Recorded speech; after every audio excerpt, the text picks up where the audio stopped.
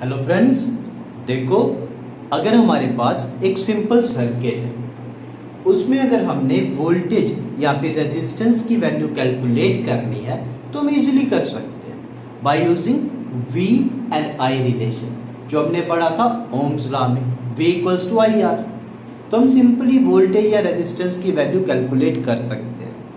But अगर हमारे पास कुछ कॉम्प्लेक्स सर्किट आते हैं जिसमें वोल्टेज के बहुत सारे सोर्सेज, बहुत ज़्यादा रेजिस्टर्स कनेक्टेड है, तो हम इफेक्टिव रेजिस्टेंस या फिर इफेक्टिव वोल्टेज नहीं निकाल पाएंगे ओम्स लॉ की हेल्प से। तो ऐसे केसेस में वोल्टेज या रेजिस्टेंस निकालने के लिए एक रूल होता है हमारे पास, किरचॉफ्स रूल, ठीक है, जिसको हम किरचॉफ्स लॉ भी बोलते हैं। इसके अंदर दो रूल्स आएंगे या दो लॉज आएंगे। तो ये रूल्स या फिर ये लॉ पढ़ने के लिए हमें पहले दो चीजों का पता होना चाहिए, जंक्शन और दूसरा लूप, ठीक है। अब जंक्शन क्या होता है? तो जंक्शन एक पॉइंट है जहां पे दो या दो से ज्यादा कंडक्टर्स कनेक्टेड है, ठीक है। एक ये कंडक्टर आ गया, एक ये कंडक्टर, एक ये कंडक्टर, तो एक पॉइंट पे आके ये कनेक्टेड है और इसी पॉइंट को हम बोलते हैं जंक्शन। क्लियर? दूसरा लूप। लूप क्या है? एक क्लोज सर्किट है, इसको हम मैश भी बोलते हैं, ठीक है। ये क्लोज्ड सर्किट है जिसमें रेजिस्टर्स और ईएमएफ, ठीक है, या वोल्टेज के सोर्सेज। तो ये है जंक्शन और लूप। अभी हम स्टार्ट करते हैं किरचॉफ्स रूल्स। तो देखो किरचॉफ का फर्स्ट रूल, किरचॉफ का फर्स्ट रूल जिसको हम बोलते हैं करंट रूल या फिर करंट लॉ। ये जो फर्स्ट रूल है, इसका फर्स्ट लॉ है, ये बेस्ड है law of conservation of charge, ठीक है। इसको जंक्शन रूल भी बोलते हैं, ध्यान देना। तो स्टार्ट करते हैं। अगर हमारे पास एक जंक्शन जहां पे बहुत सारे, ठीक है, बहुत सारे करंट के सोर्सेज हैं, वो जगह से यहां पे करंट आ रही है, ठीक है। ये करंट आ रही है, मान लो I1, यहां से करंट जा रही है I2, यहां से करंट जा रही है I3, ये करंट I4 और ये करंट I5। तो ये सारे इस पॉइंट पे आके करंट्स, ठीक है, ये कंडक्टर्स जो है सारे ये इस पॉइंट पे आके जुड़े हैं, ये है जंक्शन। तो इस केस में जो किरचॉफ का रूल है वो बोलता है कि the currents meeting at a junction is equal to summation I equals to 0। Total current इस जंक्शन पे होगी 0। मतलब इसको हम इस तरह से भी लिख सकते हैं, current coming in equals to current going out. जैसे ये एग्जांपल अगर हमने ली तो देखो ध्यान से, हम लिखेंगे टोटल करंट, ठीक है, इस करंट, ठीक है, इस एग्जांपल में टोटल करंट होगी 0। मतलब डायरेक्शन देखना ध्यान से, इन वाले को, ठीक है, जो जंक्शन की तरफ जा रहे हैं उसको positive low.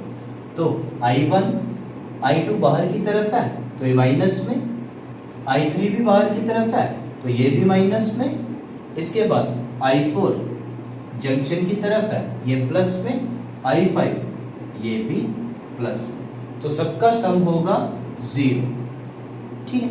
Summation I equals to 0। यहां से हम लिख सकते हैं I1 plus I4 plus I5 equals to I2 plus I3। तो current coming in equals to current going out. तो ध्यान देना है, यहां पे हमने एक साइन कन्वेंशन यूज की कि जो भी करंट मूव करेगी टुवर्ड्स द जंक्शन, इस जंक्शन की तरफ, उसको हम लेंगे पॉजिटिव। जैसे ये पॉजिटिव, ये भी पॉजिटिव और ये भी पॉजिटिव, और जो दूसरे तरफ जंक्शन से दूर की तरफ जाएगी, बाहर की तरफ, वो नेगेटिव। क्लियर है? तो ये था फर्स्ट रूल जिसको हम बोलते हैं करंट रूल या फिर जंक्शन रूल, ठीक है। सेकंड देखो, सेकंड है वोल्टेज रूल, जिसको हम मैश रूल भी बोलते हैं, ठीक है। ये क्या बोलता है? सम ऑफ ईएमएफ्स, ठीक है, सम ऑफ ईएमएफ्स ये किसके इक्वल होगा, summation of product of I and R. जो टोटल ईएमएफ होगा एक जंक्शन का वो किसके इक्वल होगा, product of current and resistance उनका, ठीक है, हर एक प्रोडक्ट का जब हम सम करेंगे, या फिर समेशन V जो है ये इक्वल टू 0 होगा। टोटल वोल्टेज या टोटल पोटेंशियल डिफरेंस एक जंक्शन का इक्वल टू 0 होगा। तो ये है सेकंड रूल जिसको हम बोलते हैं वोल्टेज रूल या फिर मेश रूल। अभी ध्यान देना है, यहां पे हमने क्या करना है, दो साइन कन्वेंशंस का यूज करेंगे। अगर देखो इस तरह से या फिर इस तरह से हम मूव कर रहे हैं, इस डायरेक्शन में या इस तरह से, पहले अगर हमारे पास हाई पोटेंशियल आता है फिर आता है लो पोटेंशियल, तो हम V को लेंगे इस केस में नेगेटिव। हाई पोटेंशियल से लो पोटेंशियल में जाने के लिए V को नेगेटिव लेते हैं और लो से हाई में जाने के लिए V को लेते हैं पॉजिटिव, ठीक है। दूसरा केस,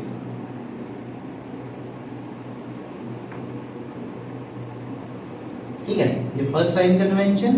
सेकंड देखो ये करंट है, ये रेजिस्टेंस, ये रेजिस्टेंस, अब करंट अपोजिट डायरेक्शन में फ्लो कर रही है, हम इस डायरेक्शन में मूव कर रहे हैं। एक चीज का ध्यान दो, हम करंट की डायरेक्शन में मूव कर रहे हैं और यहाँ पे करंट से अपोजिट डायरेक्शन। इस केस में आई आर का जो प्रोडक्ट है ये होगा पॉजिटिव क्योंकि सेम डायरेक्शन है, बट यहाँ पे आई आर का प्रोडक्ट होगा नेगेटिव क्योंकि अपोजिट डायरेक्शन।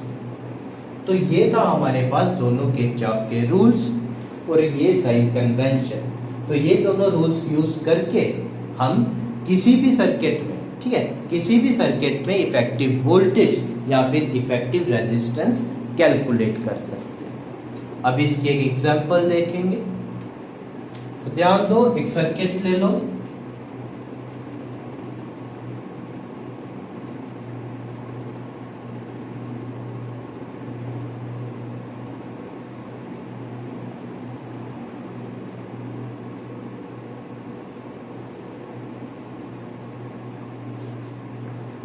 ठीक है, इस तरह का एक सर्किट है।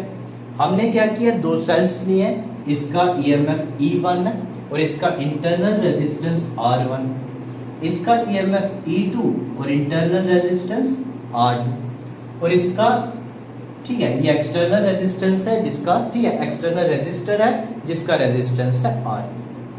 मान लो यहां से करंट इस तरह से जा रही है I1 और यहां से करंट जा रही है I2। तो इस सर्किट में, ठीक है, कैसा भी सर्किट ले लो, मैंने इस तरह कर लिया। अब हमने यहाँ पे किरचॉफ रूल्स को, ठीक है, वेरीफाई करना है क्या किरचॉफ रूल्स सही है। पहले हम अप्लाई करेंगे, इसको अप्लाई करना सीखेंगे और साथ ही साथ इसको वेरीफाई भी करेंगे। तो ध्यान दो, सबसे पहले हम यूज करते हैं फर्स्ट लॉ, ठीक है, या फर्स्ट रूल। अब ये जो जंक्शन है यहाँ पे दोनों करंट्स मीट कर रहे हैं, ठीक है, तो यहाँ पे हमें करंट कितनी मिलेगी, यहां से ऊपर की तरफ कितनी करंट जाएगी। तो ध्यान दो, हमने लिखा था current coming in equals to current going out, तो ये हो जाएगा I1 प्लस I2। क्लियर है। तो फर्स्ट रूल से हमने ये वाले, ठीक है, इस वाले पार्ट में करंट निकाल दी कितनी होगी। अभी ध्यान दो, अभी हमने क्या करना है, यहां से करंट और वोल्टेज जो भी निकालना है, ठीक है, इक्वेशन बनानी है, उसके लिए हमें कोई डायरेक्शन सेलेक्ट करनी होती है जो हम अपनी मर्जी से सेलेक्ट करेंगे। तो मान लो मैं इस तरह से डायरेक्शन सेलेक्ट करता हूँ, ये दो सर्किट्स हैं। तो फर्स्ट वाले पार्ट में मान लो यहाँ पे, ठीक है, पहले यहाँ पे अप्लाई करते हैं किरचॉफ्स रूल्स। तो देखो समेशन, ठीक है, समेशन क्या, ईएमएफ का इक्वल्स टू समेशन ऑफ, देखो सेकंड इक्वेशन थी summation EMF equals to summation I R. तो ईएमएफ यहाँ पे कितना, हम इस डायरेक्शन में जा रहे हैं तो लो से हाई में, ठीक है, लो से हाई में, तो ये आया E1। अब यहां से मूव करेंगे, जब यहां पे पहुंचेंगे, ठीक है, क्लॉकवाइज में जब हम यहां पे पहुंचे तो हाई से लो में जाएंगे तो ये आएगा EMF नेगेटिव माइनस E2। तो ये किसके इक्वल होगा? Summation product of I and R। तो देखो यहां से गए हम, ठीक है, यहां पे करंट कितनी थी, ये देखो ध्यान से, यहां पे करंट कितनी है, यहां से यही करंट जा रही है I1, और यहां से करंट कितनी है, ये I2। तो इसका प्रोडक्ट देखो I1 into R1, same direction है करंट की और हमारी, तो हम लिखेंगे I1 R1 प्लस ये देखो, बट एक और चीज है, हम जा रहे थे क्लॉकवाइज बट करंट थी अपोजिट डायरेक्शन में, तो यहां पे आएगा माइनस। करंट का और रेजिस्टेंस का प्रोडक्ट ले लो I2 R2, ये आया इक्वेशन नंबर 1। क्लियर है? दो यहाँ पे EMFs आ गए हमारे और दो टाइप के रेजिस्टेंस, दो EMF दो रेजिस्टेंस और उसके साथ में दो करंट्स। अभी सेकंड वाले में, ठीक है, सेकंड वाले मैश में देखो क्या होगा।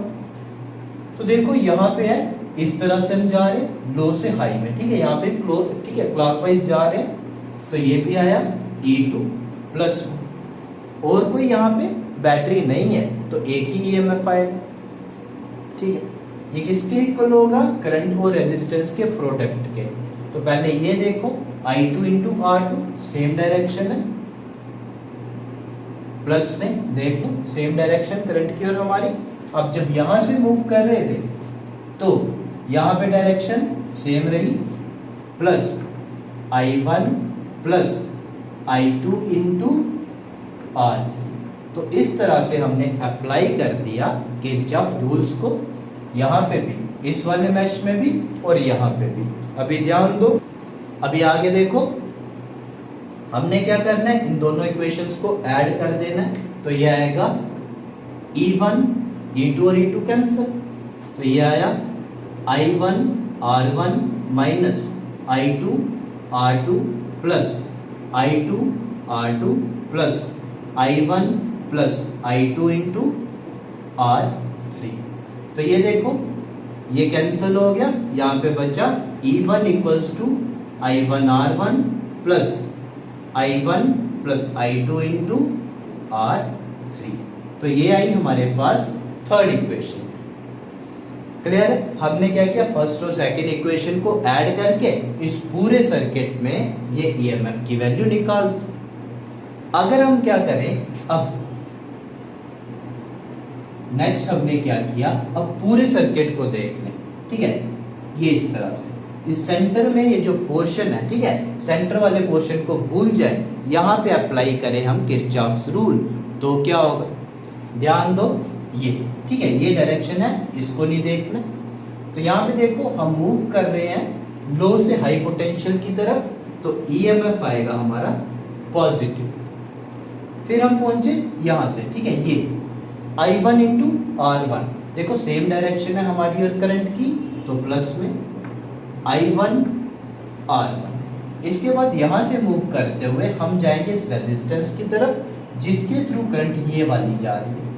और एक और चीज देखो, हमारी और करंट की डायरेक्शन इस बार भी सेम है, तो ये होगा plus I1 plus I2 into R3। तो इस केस पे हमने क्या किया, पूरे सर्किट का, ठीक है, पूरे सर्किट का EMF निकाला। तो फर्स्ट केस में भी ऐसे ही किया था, चेक करो दोनों वैल्यूज हमारी इक्वल आई। क्लियर है? तो ध्यान देना है, ये है किरचॉफ्स रूल्स, जिससे हम कोई भी कॉम्प्लेक्स सर्किट का इफेक्टिव EMF या फिर रेजिस्टेंस निकाल सकते हैं। साइन कन्वेंशन बड़े जरूरी है। पहला साइन कन्वेंशन है, अगर हम करंट की डायरेक्शन में मूव करते हैं, ठीक है, करंट की डायरेक्शन में मूव करते हैं तो करंट और रेजिस्टेंस का प्रोडक्ट जो है वो पॉजिटिव लेंगे। दूसरा, अगर हम लो पोटेंशियल से हाई पोटेंशियल की तरफ मूव कर रहे हैं तो EMF पॉजिटिव, नहीं तो नेगेटिव।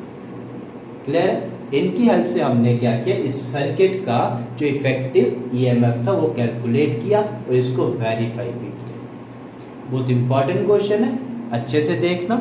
इसके बेस पे आगे हम पढ़ेंगे व्हीटस्टोन ब्रिज। आज इतना ही रखते हैं। Thank you.